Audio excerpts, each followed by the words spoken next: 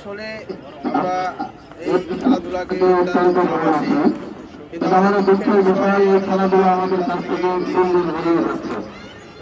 আমাদের এই এলাকার ছেলে ছেলে যে খেলাধুলার আয়োজন করেছে এই কমিটিকে আমি অসংখ্য ধন্যবাদ জানাই।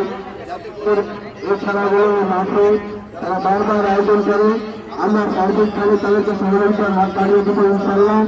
আর ভবিষ্যতে যাতে আরো বড় টুর্নামেন্ট করতে পারে সেই আশায় ব্যক্ত রেখে, এবং আজকে যারা ফাইনাল ম্যাচে কিছু দিতে তাদের খেলা যাতে খুব সুশৃঙ্খলভাবে তারা খেলার বন্ধু যারা আছে ভাগ্যভাবে খেলাধুলা করে, তারা আসলে ভালো খেলো তারা কখনো মাঠে গন্ডগোল করে না এবং মারা খেলে না, তাদের খেলার কোয়ালিটি হতে পারে না, তাদের খেলার পরিচয় হচ্ছে সে একটা ভালো খেলোয়াড়।